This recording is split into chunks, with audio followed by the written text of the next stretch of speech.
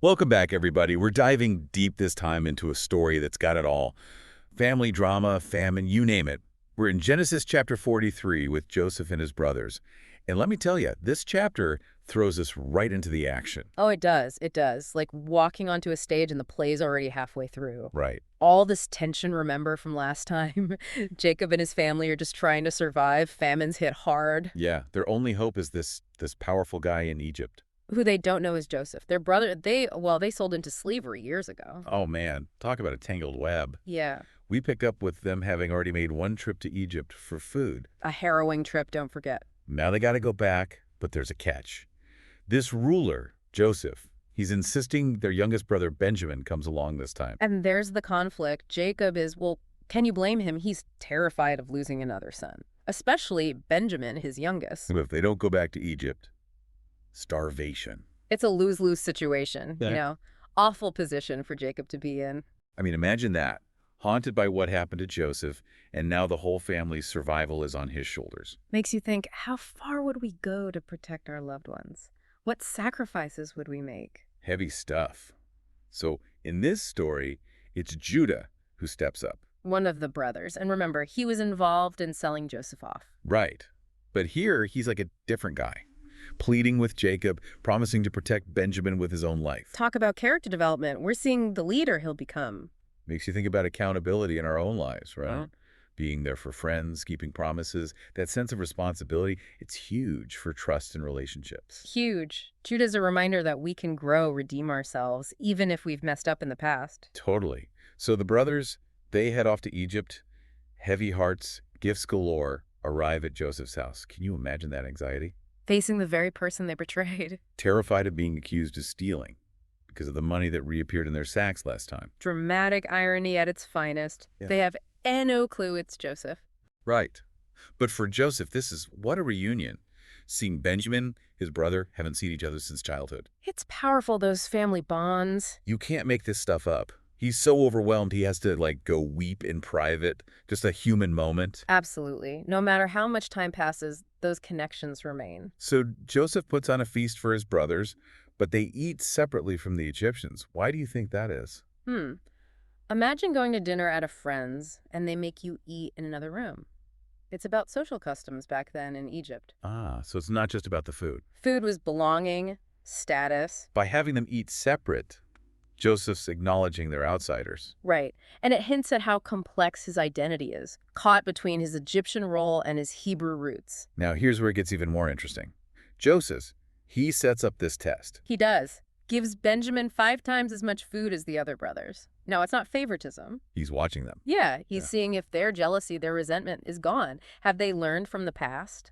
Oh, man. So we've got these hidden identities, tests, the past just hanging over everything. What does this mean for us today, thousands of years later? That's the good stuff. That's what we'll get into next time on our deep dive. So we left off with that test, Joseph giving Benjamin way more food. What's going on in his head? It's wild how he, sets up these elaborate situations. He could just lash out, go for revenge. Right.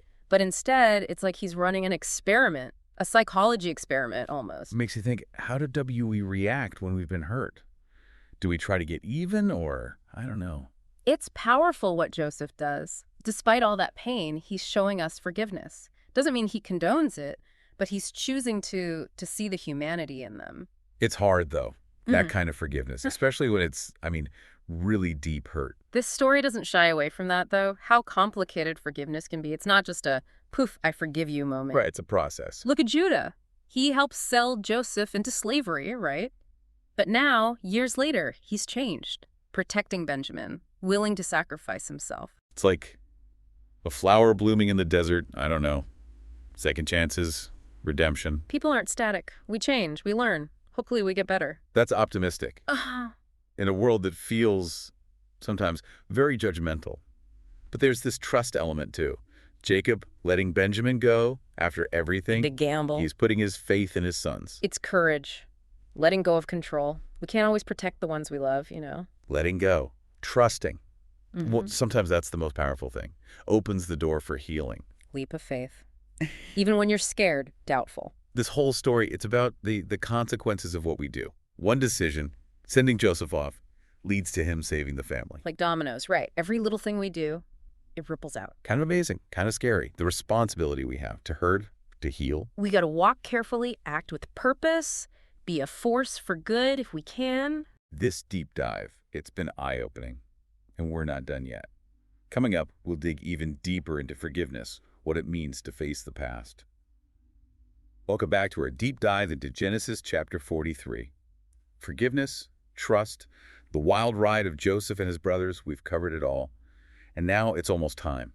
That moment when Joseph reveals who he is, imagine their faces. I know, right? They come to Egypt scared, thinking they're going to be punished for the money in their sacks, gifts, desperation, the whole 9 yards, standing right there with their brother, and they don't even know it. It's classic. That plot twist that gets you every time makes this story so timeless, Guilt, fear, wanting to belong. We all feel that stuff. How do we face our past? Can we even come back together after causing so much pain? What does forgiveness really mean? And Joseph, he's the one pulling the strings, watching them, testing them.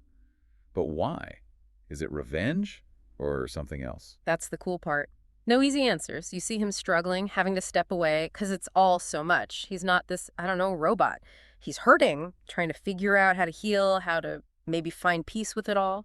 We love to put labels on people. Hero, villain, good, bad. But life's not like that. We're all messed up, make mistakes, have reasons for things. Totally. This story, old as it is, gets that. We're complicated. And we can change, even the ones who've hurt us. So we've come to the end of our deep dive. But this story, it's more than just an old tale. It shows us how capable we are of love, betrayal, forgiveness, and coming back from the brink. Even in the toughest times, there's hope.